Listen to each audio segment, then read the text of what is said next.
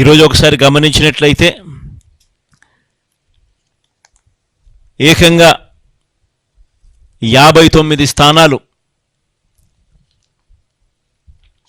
200 స్థానాలకు గాను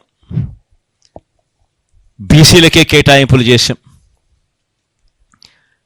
175 అసెంబ్లీ స్థానాలకు 48 అసెంబ్లీ స్థానాలు, 25 ఎంపీ స్థానాలకు గాను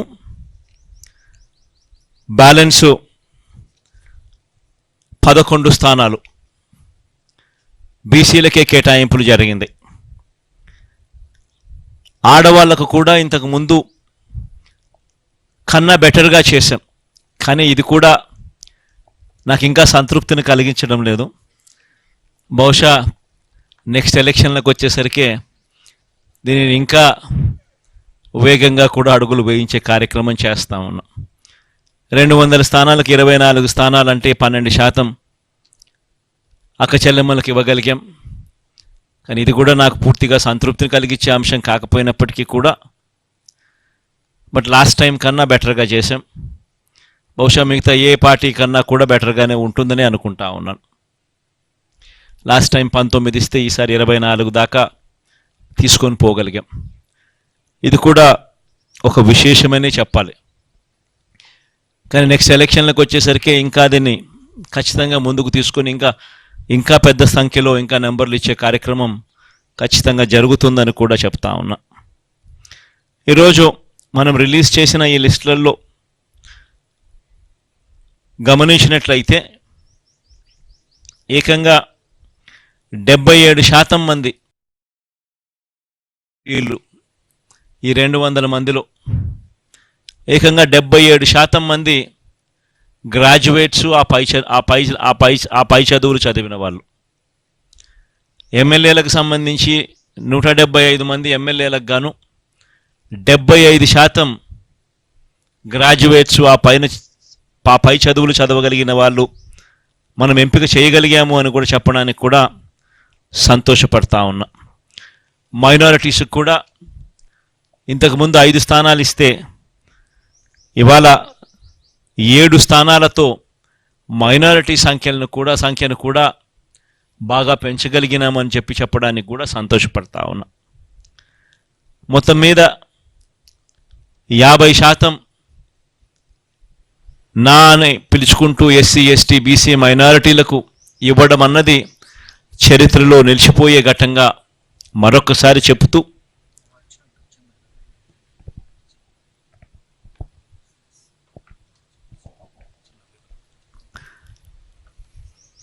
అదొక చరిత్రలో నిలిచిపోయే ఘట్టమని కూడా చెబుతూ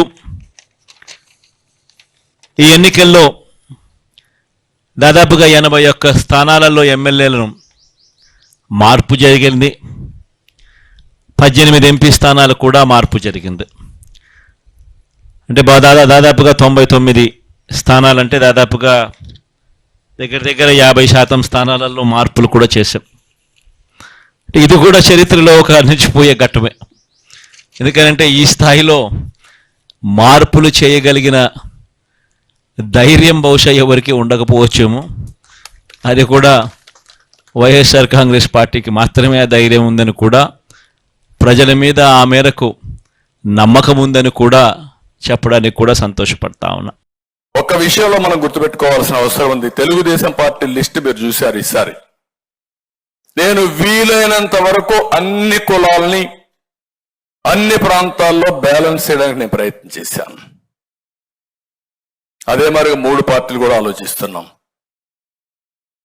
వైఎస్ఆర్ కాంగ్రెస్ పార్టీ లిస్ట్ చూడండి. ఏం చేశారు మీరు? ఎక్కడ సోషల్ జస్టిస్ చేశారు? మాటలు మాత్రం విపరీతంగా మాట్లాడేస్తున్నారు. ఒక్క 10 మందికి సీట్లు ఇచ్చినంత మాత్రాన న్యాయం జరగదు, గుర్తుపెట్టుకోవాలి. ఓవరాల్ గా సమాజం కోసం పనిచేసి ఈ సమాజంలో ఉండే ప్రతి ఒక్క వ్యక్తిని ఎంపవర్ చేయగలిగినప్పుడే న్యాయం జరుగుతుంది. మనం సిస్టమేటిక్ గా చేస్తే మన మీద బురజల్లే కార్యక్రమం. నేను అందుకే చూస్తే అనిపించింది, నాకు నవ్వు వచ్చింది ఇవన్నీ చూస్తామంటే. మీకు చెప్పాలి కాబట్టి చెప్తున్నా. తెలుగుదేశం పార్టీ ఏ కులానికి వ్యతిరేకం కాదు, బీ క్లియర్. ఏ మతానికి కూడా వ్యతిరేకం కాదు. కానీ తెలుగు గడ్డ మీద పుట్టిన ప్రతి ఒక్కరి భవిష్యత్తు కోసం భరోసా ఇచ్చే party Telugu Desam party, NDA partners అయినటువంటి జనసేన, బీజేపీ. అదే మా ధ్యేయం. మీరు చేసే తప్పుడు పనులన్నీ చేసి తిరిగి మా మీద నెపవేసే పరిస్థితికి వస్తున్నారు. ఇప్పుడు ఒకసారి చూస్తే రాయలసీమలో నెల్లూరు వరకు, నేను ఇక్కడ ఎవరిని గురించి చెప్పడం లేదు కానీ వాళ్ళు చేసే ద్వంద్వ పరిణామాలు మీకు ఎక్స్ప్లెయిన్ చేయాలి కాబట్టి చేస్తున్నా. 62 సీట్లు ఉన్నాయి, ఇందులో 51 జనరల్ సీట్లు ఉన్నాయి. 41 మందికి రెడ్డిస్కి ఇచ్చాడు. తప్పులేదు, నువ్వు ఓపెన్ గా చెప్పు. నేను ఇచ్చా, ఎన్ని ఇచ్చా నువ్వు చూశావు. కానీ నేను బీసీలకు అగ్రభాగాన్ని వేశానని చెప్పడం, ఎందుకంటే బీసీలు 50% జనాభా ఉన్నారు. 50% ఉండే జనాభాకు న్యాయం చేయాలి. అందుకే మనం ఎంపీల్లో కానీ ఎమ్మెల్యేలో కానీ నెంబర్ 1 ప్లేస్ ఎవరైతే ఉన్నారంటే బీసీలకే ఇచ్చాం. తర్వాతనే మిగిలిన వర్గాలకంతా ఇచ్చాం. That is our commitment, that is our policy. నువ్వు చేసే తప్పుడు పనులు మళ్ళా గుడ్డ కాల్చి వేరే వాళ్ళ పైన వేస్తే మనం తుడుచుకుంటా కూర్చోవాలా. అదే తప్పు అంటున్నా. ఎవరికి న్యాయం జరగల వీళ్ళ. ఏ నలుగురు పేటీఎం బ్యాచ్, ఆ సుబ్బారెడ్డో, విజయసాయి రెడ్డో, లేకపోతే సజ్జలో, లేదంటే పెద్దిరెడ్డి, ఇక్కడుండే రాష్ట్రంలో ఉండే రెడ్డిస్కి ఎవరికి న్యాయం జరగలేదు. ఏ ప్రాంతానికి జరగలేదు. లేదంటే రాష్ట్రంలో ఉండే క్రిస్టియన్స్కి ఏం జరగలేదు. ముస్లింలు కొరిగిందేమీ లేదు. అదే మరిగా షెడ్యూల్ కులాలైన మాలాస్ ఆర్ మాదిగాస్ ఏం న్యాయం చేశారు చెప్పండి మీరు? సప్లాన్ ఉంటే సప్లాన్ ఇచ్చారా మీరు? అందరికీ ఇచ్చినట్టు 10 రూపాయలు ఖర్చు పెట్టారు తప్ప, అదే స్కీములు తప్ప ప్రత్యేకంగా రాజ్యాంగంలో వాళ్ళకు ఉండే ప్రొవిజన్ సప్లాన్ ఉంటే ఆ సప్లాన్ ప్రకారం నిధులు పెట్టాల్సి వస్తే 1 రూపాయి పెట్టారో మీరు చెప్పండి.